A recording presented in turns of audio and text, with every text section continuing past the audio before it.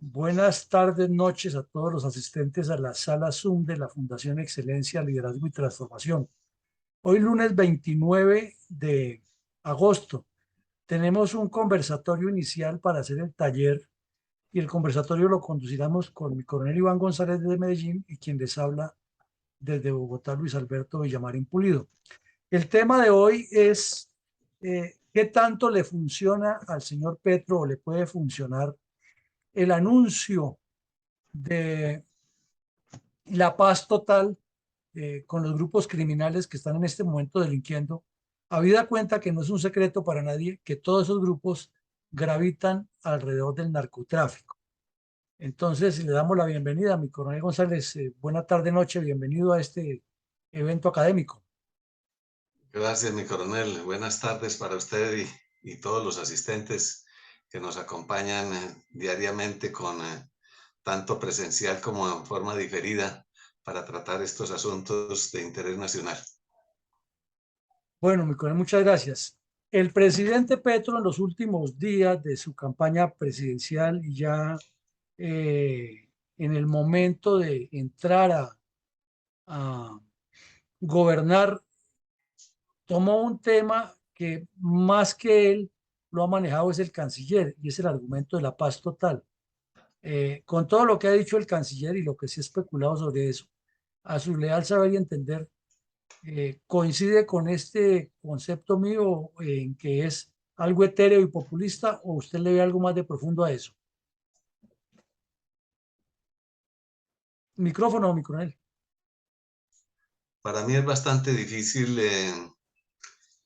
que eso pueda ser una realidad. Eso tiene más bien como visos de utopía. Al fin y al cabo, sabemos que aún en las sociedades más civilizadas y más pacíficas del mundo, pues siempre habrá como un nivel mínimo de delincuencia.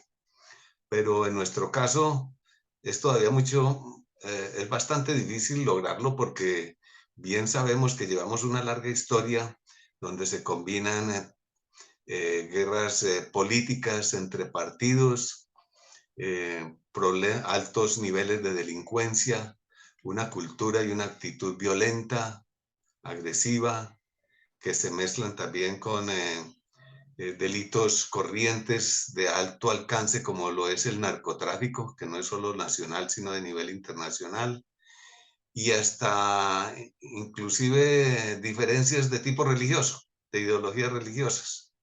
Y eso se ha mezclado, ha formado una masa tan amorfa y compleja y densa que hablar así en forma rápida de paz total es más bien como populista.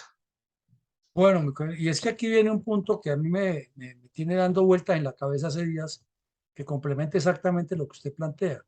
Y es que supuestamente, la paz se hizo con las FARC, que no es cierto que se hizo, pero supuestamente se hizo, y que lo que hay es que implementar de acuerdo, porque las FARC son un grupo político. Todos sabemos que es un grupo criminal terrorista, pero el señor Santos les lavó la imagen, les dio categoría de grupo político y hasta de Estado. Entonces, el ELN está en la misma tónica. Y uno de los cabecillas del ELN dijo que no estaba de acuerdo que le diera estatus político a los demás grupos de narcotraficantes, porque el ELN también es narcotraficante. Pero aquí viene el punto esencial, es cómo interpretar que el señor Petro anda dándole estatus político a unos delincuentes como los narcos que tienen otros intereses.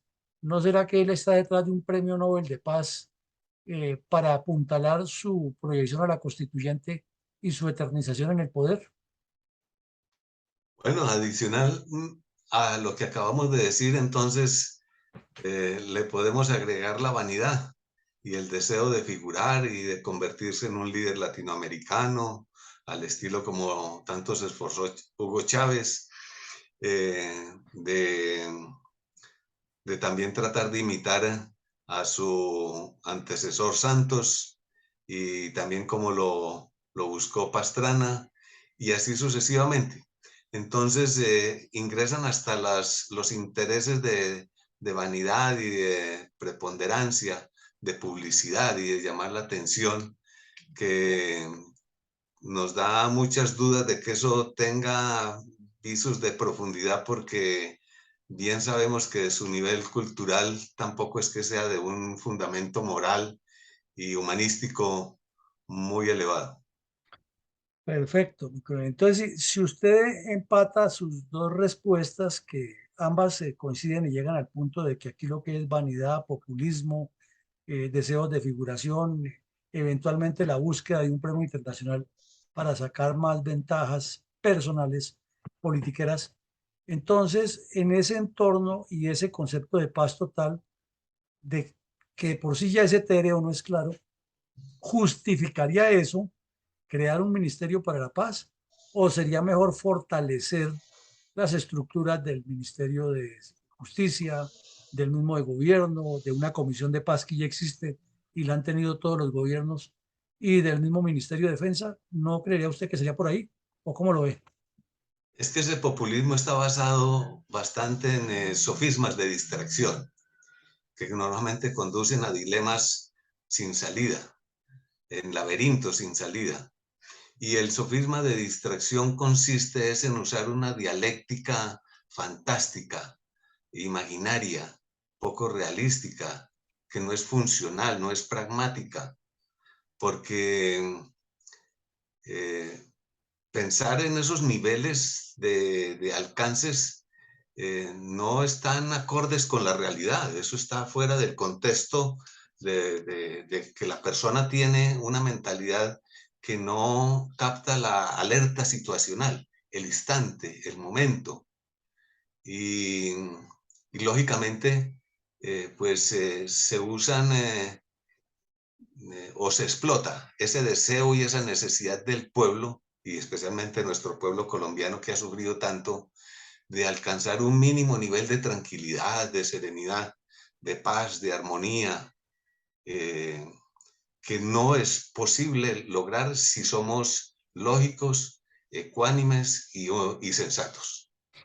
Entonces, puntualizando respecto a eso, deduzco por su respuesta que la solución o la búsqueda, la concreción de la paz total, entre comillas, parece más como un deseo de aumentar un ente burocrático, de aumentarle gastos al Estado, de aumentar traumas y trámites para todo lo que se hace, pero que finalmente no apunta a la solución de los problemas sociales y que ese ministerio, por ser el predilecto del presidente, terminaría convirtiéndose como en un superministerio eh, que anduviera por encima de los demás ministerios, o es hilar muy delgadito llegar a esa conclusión.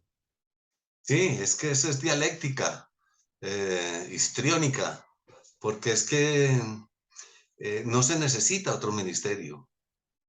Eso es inventar como episodios teatrales, inventar, querer impresionar inventando cosas fantásticas, diciendo que la constitución será mejor después de apenas que lleva 30 años, que va a ser mejor si hacemos otra y darle otro nombre. Eso es muy común entre nosotros, cambiar los nombres de las oficinas, de los departamentos, de la estructura del Estado, de, en fin, de pensar que es que lo que se llamaba de una manera no fue bueno porque se llamaba así, entonces que le voy a poner otro nombre y me voy a inventar otra dependencia con otro término mucho más alegórico y sofisticado, porque de esa manera sí va a ser mejor. Cuando es que ahí no está, ahí no radica el fundamento de la solución de los problemas. Radica es en el pensamiento, la actitud, la cultura, la manera de vivir y la manera de interpretar nuestros asuntos internos. Entonces esto es, volvemos a lo mismo, fantasiosos procesos dialécticos populistas. Entonces, al hilar lo que usted me está diciendo, que lo ha sido reiterativo en todas sus respuestas, lo fantasioso, lo populista, el oportunismo, entonces daría la impresión que aquí se está quedando demostrada esa intención, esa mentalidad del señor Petro de no reconocer la autoridad de los tres poderes, sino que él quiere, por medio de un Ministerio de la Paz, saltarle largo a la justicia para amnistiar o no sé cómo resolver la situación jurídica, porque ya hablo de acogimiento y un poco de delincuentes, para saltar por encima del Congreso de la República, porque no va a pedir un debate para legislar, sino que va a presentar algo que el señor Barrera ya le dijo que lo va a meter en fast track, o sea, salta por encima. Y saltar por encima de todos los ministerios que están bajo la dirección bajo la coordinación, mejor, del presidente, e imponer de una vez cómo sería el proceso de justicia con esta gente, cómo sería la limitación que tienen las Fuerzas Armadas para combatir el delito y cómo sería la política tanto interna o externa del país. O igual que que mi pregunta anterior, ¿es así de grave o estoy yo hilando demasiado fino frente a la actitud que ha demostrado el señor Petro en sus 3 semanas de gobierno? No, no, no es hilar fino. Es que ese ministerio es un superministerio, un macroministerio, que sería capaz de manejar y gobernar y establecer toda la ideología nacional. Entonces, ese superpoder aplicaría justicia directa, no legislaría, simplemente sería determinador de lo que tienen que hacer las fuerzas militares y los estamentos de seguridad del Estado en forma fast track, precisamente, a toda velocidad. Y, y además hasta, bueno, para acomodar sus intenciones y propósitos que se le ocurran a ese gran poder, pues dominaría también la economía, el comercio, quizás hasta nos va a sacar nuevos dogmas religiosos, la educación, el, la manera de vivir, hasta las costumbres. Y por ahí se comienzan a limitar entonces todos los derechos que tenemos las personas de la libre movilización, pensamiento, expresión, dedicación, escogencia de profesión, etcétera, etcétera. Todo. Entonces, tendría que terminar dominando y controlando al estilo de una dictadura comunista. Entonces, lo que usted va sumando con su cadena encadenando los puntos que nos ha manifestado a lo largo de este conversatorio, quiere decir que el señor Petro naturalmente es autócrata, su mentalidad es de autócrata y que con ese superministerio lo que quisiera hacer es una autocracia que de hecho, a juzgar por las 3 primeras semanas, lo ha demostrado con un populismo dentro de las Fuerzas Armadas. Y al par con ese populismo, nos ha ido mostrando que él tiene la capacidad de volver flecos, hablando en términos coloquiales, la institución, sacando a muchas personas de altos grados, dejando toda esa experiencia perdida y de remate anunciando el domingo que usted escribió un artículo muy sesudo en nuestra página acerca de una supuesta superioridad jerárquica de los gobernadores y alcaldes sobre la fuerza pública. Entonces, haciendo todo ese contexto, estamos frente a un autócrata que nos quiere meter los dedos en la boca con el cuento de un Ministerio de la Paz. Exactamente, exactamente. Porque es que hemos podido observar cómo paulatinamente, en forma muy sutil, pero progresiva y creciente, y tomando velocidad, aumentando la velocidad, es decir, en proceso acelerativo, en sus osadías conceptuales, hasta el punto que entonces ya no habrá libre cátedra ni libertad de estudios y de análisis, de razonamiento. Todos nos monopolizaremos en una sola ideología, la ideología comunista, al estilo Mao Zedong, haciendo pensar a la gente en una sola cosa que se consideraba absoluta, que es la imposición del comunismo, al estilo chino, lógicamente. Pero ese patronamiento, pues nos va a convertir a todos en unos simples imitadores y reverenciales, haciendo reverencias y dándole el sí a todo lo que se le ocurra al superpoderoso, al absoluto, al predominante. Y ahí sí, cuando se comienza a perder entonces la oportunidad de la flexibilidad y la diversidad del pensamiento, ya las cosas son bastante graves. Aquí veo una cosa compleja y una similitud con Venezuela y Nicaragua.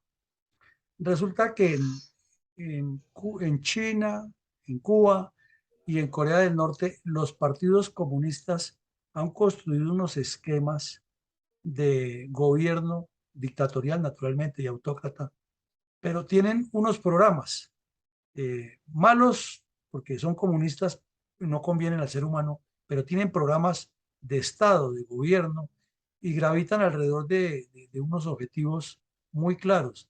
En el caso del señor Petro, se nos hace muy parecido a Castillo, a Boric, a Maduro y, y al señor Ortega de Nicaragua, por la siguiente razón. No ve uno un programa concreto ni unos objetivos, sino ves una masa alebrestada, manipulada por politiqueros corruptos de todas las vertientes y por unos populistas que también acompañan a Petro, que lo único que saben es instigar a salir a destruir las ciudades cada vez que les dicen que no. Entonces, al tener esa realidad, porque es una realidad que no la podemos negar, ¿cómo se visualizaría ese tema de la paz total, habida cuenta que el ELN es un grupo muy estructurado, que tiene sacerdotes por dentro que manejan la teología de la liberación y el hombre nuevo?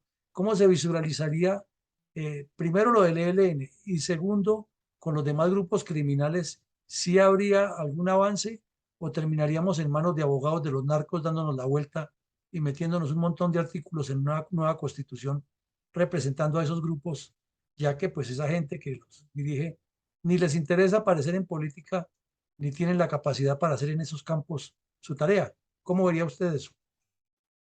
Pues muy difícil de llegar a esa paz total con estos grupos alzados en armas que también tienen pues sus ideas y que son recalcitrantes. Para acabar de ajustar, son fanáticos.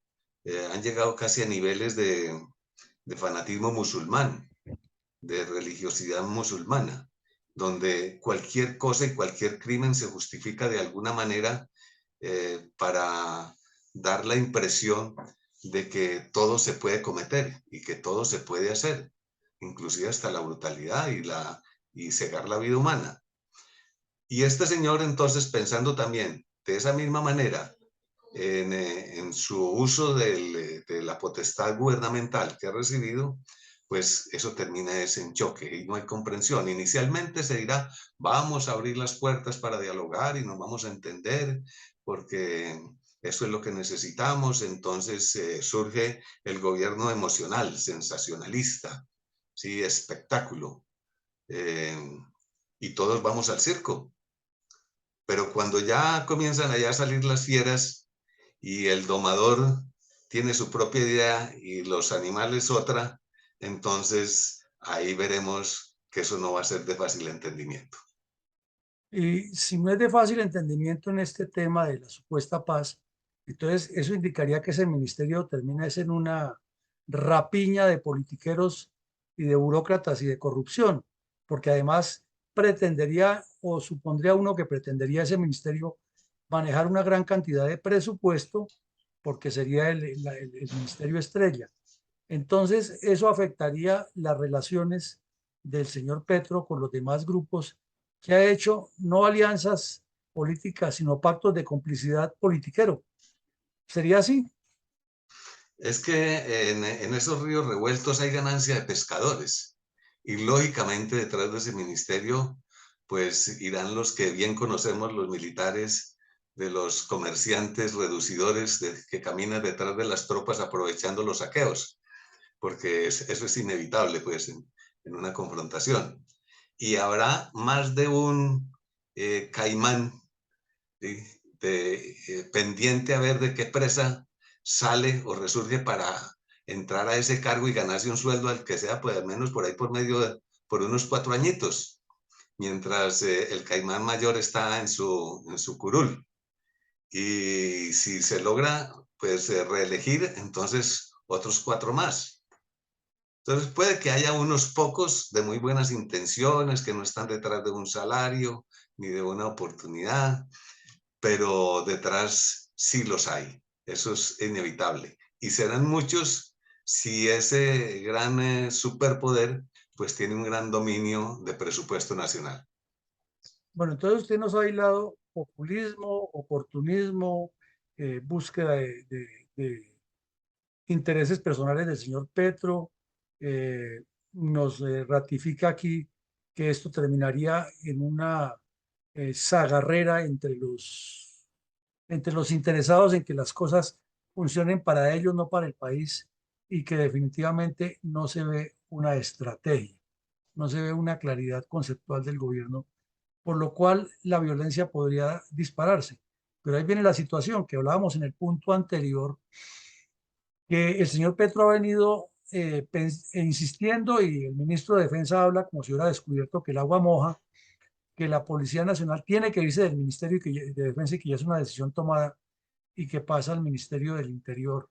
Viendo esa desarticulación del Ministerio de la Policía en el Ministerio del Interior, que perdería mucho de su disciplina y mucho de su organización y su capacidad, eh, ¿cómo podría evidenciarse o cómo podría considerarse la situación de seguridad, ya que por un lado los politiqueros buscando cómo sacan ventajas en el ministerio, los entes encargados de la seguridad desarticulados, ¿qué podría pasar ahí en ese escenario?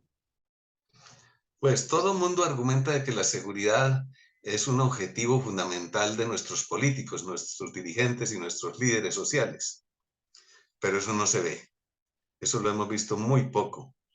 Y siempre se han recostado en la capacidad punitiva. Entonces, cuando ellos no pueden dominar la situación y le está quedando grande, entonces llaman a la policía y al ejército.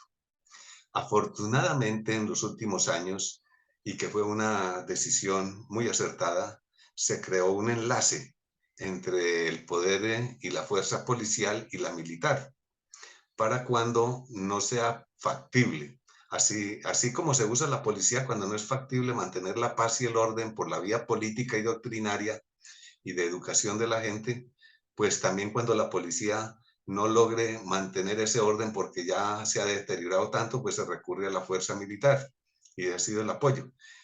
Pero ahora con el desmembramiento de esa alianza que se hizo desde hace años con bastante beneficio social, entonces lo que captamos es que el propósito es debilitar esos poderes, esas opciones, esas alternativas de mantener la ley y el orden, como reza el escudo nacional. Y al perder capacidad operacional y potencia en ese campo, pues, y no verse tampoco mucha destreza y habilidad en las obligaciones políticas, tenemos motivo más que razonable para pensar de que el señor Petro está acercándose a esa línea fina de lo que usted llama hilando delgado. Pero aquí viene algo que pone a pensar, es que en el primer mundo han venido comprendiendo después de las nefastas experiencias con el terrorismo islámico y con otros fenómenos como la migración masiva, han venido comprendiendo esos países que las fuerzas militares hay que tecnificarlas cada vez más, que la Policía Nacional hay que tecnificarla y que esos problemas o esos delitos transnacionales que se están suscitando ahora son amenazas contra la seguridad continental o contra la seguridad de los bloques. Y aquí en Latinoamérica se han dado unos primeros pasos en eso y se ha pensado que hay un ataque sistemático de la delincuencia contra los bloques, contra los países en bloque. Entonces, el señor Petro está haciendo todo lo contrario, está desarticulando la estructura militar, está separando la estructura policial, cuando el mundo tiende a lo contrario, a que trabajen más cercano. Inclusive el señor López Obrador, que es tan politiquero igual a Petro, él ha hecho es una Guardia Nacional y ha fortalecido esa estructura. No hablemos de construir una Guardia Nacional en Colombia porque eso no se necesita, ni es prioritario, pero sí hablemos de que hay es que mantener más esa solidez Policía Nacional y fuerzas militares, porque estos delitos transnacionales ya no solamente son del combate directo, sino son de presencia, son de habilidad, son de recursos, son de movimiento, son de colocar, digamos, especies de barreras militares para impedir es de que la Fuerza Aérea tenga la capacidad de interceptar vuelos, que tenga la capacidad de derribar aviones que estén delinquiendo, que tenga la capacidad de destruir pistas clandestinas, que las tropas tengan mejores elementos de inteligencia para bloquear los cristalizaderos de coca, etcétera, etcétera, etcétera.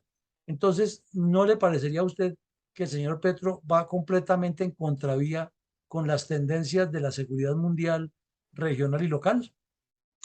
Por supuesto que sí, mi coronel.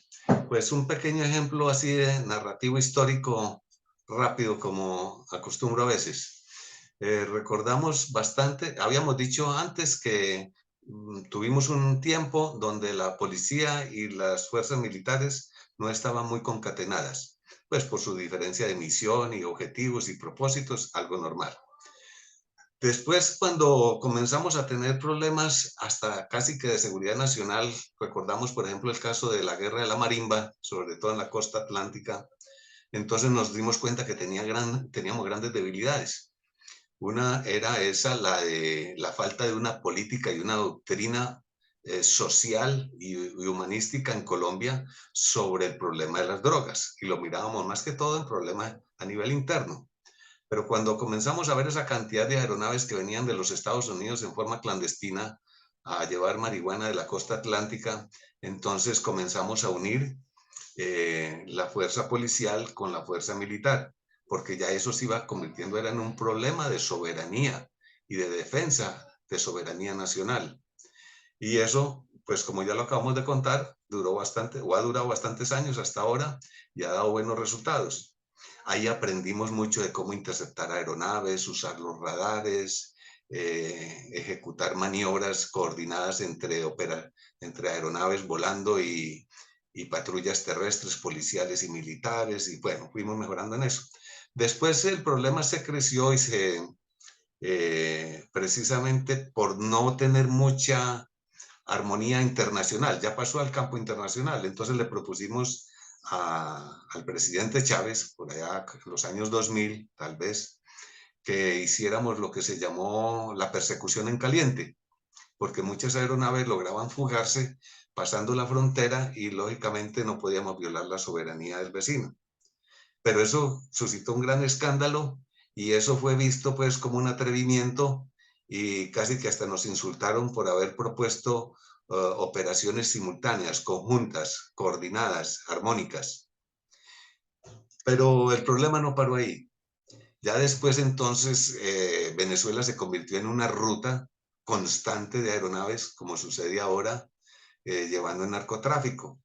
Y los países consumidores, especialmente los Estados Unidos, tratando de contener esa oleada, porque pasó de la ruta centroamericana, como se hacía inicialmente, a la ruta venezolana, por el Caribe, pasando por las Antillas Menores y las Antillas Mayores, cuando antes era por todos los países centroamericanos, México, hacia el oeste de los Estados Unidos, pero ahora es más al este.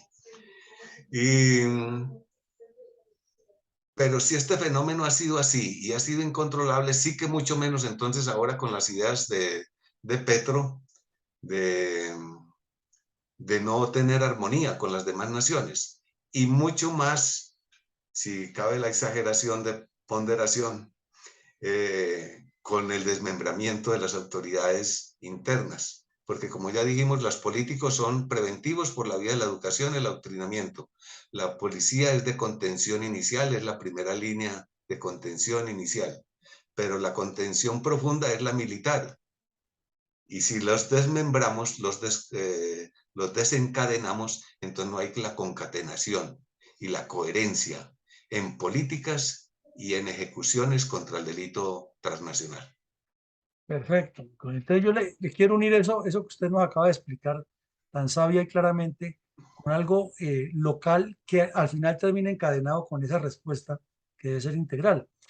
Y es que los militares en las academias, especialmente en la Escuela Superior de Guerra, siempre llegamos a la misma conclusión en los cursos de ascenso. Y es que la respuesta a la violencia comunista no es solamente la militar es una parte y no se puede suspender, hay que mantenerla, pero es la respuesta integral del Estado la que no se ve. Y una de esas partes de esa respuesta integral del Estado es que la justicia sea dos cosas. Es que la justicia no necesita sino dos cosas, que sea eficiente y que sea transparente, no más. Y ahí cabe todo lo que le quiera usted poner a la justicia, está ahí. Pero vemos que el señor Petro nos ha hablado todo el tiempo de populismo, tomándose la foto con los indígenas, almorzando con los soldados, abrazando a la viejita que lo recibió en no sé dónde, visitando al que lo alojó cuando estuvo en su casa y diciendo que él va a no sé qué para el Amazonas, puro bluff, bla, bla, bla, pero nada concreto y ya van 3 semanas de gobierno que no se ve nada. Pero sí nos advirtió desde antes de posesionarse que va a pasar la Procuraduría al Ministerio de Justicia y armar un solo ente judicial. Pero viene otro punto, y es que los militares que tanta experiencia tuvimos en esta lucha contra delitos transnacionales dentro de nuestro territorio, sabemos que la justicia colombiana ni es transparente ni es eficiente, por el contrario, es corrupta, ineficiente, retardada, duermen expedientes de 20, 30 años que nunca se investigaron más. En el mismo caso de un expediente que esté de moda, algo que se esté investigando, ocurre otro hecho y ese lo tapa y ahí queda, y si no hay un abogado que esté detrás del expediente, eso no funciona. Entonces, si no hay justicia eficiente, y tenemos a un ministro que dice que hay que sentarse a rezar y perdonar al que le roba el celular y un poco de insensateces, ¿cómo creería usted que terminaría ese entuerto de la justicia, que además tiene que ver con el sistema carcelario, para manejar la, entre comillas, paz total con semejante manada de delincuentes que integran el narcotráfico y todo lo que se relaciona con el narcotráfico en Colombia? Es que con la justicia ha sucedido algo que también ha acontecido en relación con los demás poderes del Estado. Y es que hay tanta independencia que se ha interpretado como si fuera que no hubiera coordinación, no hubiera armonía. Entonces haga usted a su manera, que yo lo hago a la otra manera, y el Ejecutivo con su poder armado tratando de contener el delito, pero el Poder Judicial con sus ideologías y adoctrinamientos dados en sus cátedras universitarias, que son bastante de inclinación socialista, comunista, populista, y, y de tergiversación de los conceptos filosóficos de la justicia y de la profesión del derecho, entonces va por otro camino. Lo que se pretende que se castigue punitivamente y que debe continuar en el castigo judicial penalmente, entonces no continúa, porque tienen otras interpretaciones y otras consideraciones, hasta de tipo religioso. Ah, no, es que eso es libertad de cultos, entonces él no cometió ningún pecado y se va para la casa. Bien pueda el bandido irse sin castigo. Y así sucesivamente con el poder legislativo y el poder económico y el poder psicosocial y el poder religioso, etcétera, etcétera. Entonces, siempre hemos estado tratando de aprender y ese aprendizaje empírico hemos cometido muchos tropezones, muchos golpes y aprendemos demasiado despacio. Cuando ya logramos crear una fuerza de contención de delitos transnacionales como el narcotráfico o contener bastante la insurgencia violenta, la imposición de las ideas por la vía de las armas y de grupos sublevados terroristas, entonces viene otro pensamiento porque supuestamente se ha encontrado lo que usted llama el agua que moja y que se va a aplicar de una manera tan efectiva que va a ser la salvación de todos nuestros problemas y la solución de todos nuestros inconvenientes. Pero es porque siempre estamos dando traspiés. No tenemos lo que usted dijo al comienzo, objetivos nacionales de largo plazo. Uno se pone a ver, por ejemplo, cómo predicaba Mao Zedong en los años 30, comienzos de los años 30, y cómo terminó en los años 45, pues cuando ya iba terminando la Segunda Guerra Mundial, terminaba la Segunda Guerra Mundial y se inició ya el franco desplazamiento de la toma del poder por el subcomunismo, pues que tenía ideas a largo plazo, extendidas. Tenemos que llegar a tal objetivo que posiblemente, decía, nos vamos a demorar 15 o 20 años, pero tenemos que lograrlo y estamos avanzando, estamos creciendo. No, aquí es simplemente, ya, ahora apareció el Salvador del mundo y que nos trajo la bendición divina con la que va a conjurar todos nuestros sufrimientos. Eso es uno de los grandes problemas. Falta de doctrina, cultura, objetivos a largo plazo nacionales y que sean duraderos y que causen impacto, que duren por generaciones, se transmitan de generación en generación y no hacer todos estos traspiés que están sucediendo ahora en este momento. Bueno, mi coronel, llegamos al final de esto y de todo lo que usted ha dicho, yo deduzco lo siguiente: hay como una cadena de errores que dice, o que se infiere.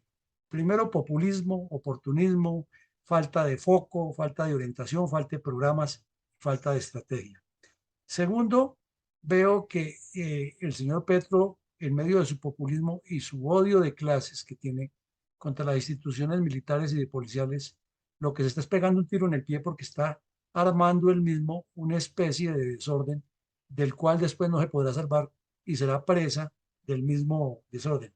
Y en tercera medida me queda claro que una paz total, no como la concibe el señor Petro, sino como debe ser, es la presencia del Estado en todos los estamentos de la vida nacional, públicos y privados, participando como un garante y no como una parte que está metida en todo, sino como un garante de que las cosas funcionen. Entonces, si no se hace de esa manera, en síntesis lo que hay es un populismo y la paz total será igual a todos los cuentos que nos echaron Belisario Betancur, Virgilio Barco, César Gaviria, Samper, con sus eslogan y sus propuestas que nunca se concretaron por falta de estrategia y de foco. Pues mi coronel, llegamos al final. No sé si usted tenga un minuto ahí para regalarnos más con alguna conclusión final de este conversatorio. Pues de ejemplo, lo que usted acaba de comentar de cómo han saltado los gobernantes con sus estribillos. Eso viene desde, si mal no recuerdo, pues desde el estribillo de la revolución En marcha. en marcha y de la revolución agraria de Alfonso López Pumarejo, 1936. ¿Sí? Entonces, cada uno trae su estribillo y su fórmula salvadora, su bendición. Y eso no nos ha dado resultado, no. Eso no ha habido una conjunción de fuerza popular, si es que queremos mencionarlo en sentido, pues, casi que como también lo usa el comunismo, que en eso sí debemos aprenderlo. Eh, que todo mundo piense qué es lo que pretende para sus hijos y nietos y bisnietos. Y cuando eso se convierta en una masa, en un núcleo de pensamiento homogéneo, pero de trascendencia duradero, entonces ahí sí podemos creer que vamos a progresar hacia el desarrollo, a un mejor bienestar, a condiciones de vida más humanas y de mayor armonía. De tal manera que entonces esperemos que con estos razonamientos y estas conclusiones, pues nuestros participantes que después darán sus opiniones, eh, pues se contribuya a crear ese pensamiento claro y definido hacia el futuro. Bueno, mi coronel, entonces la pregunta para el conversatorio de hoy es la siguiente.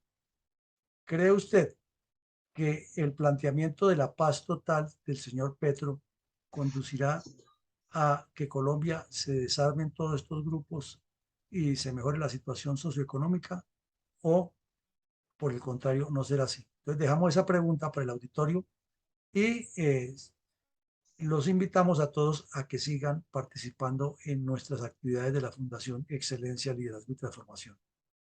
Muchas gracias, mi coronel. Y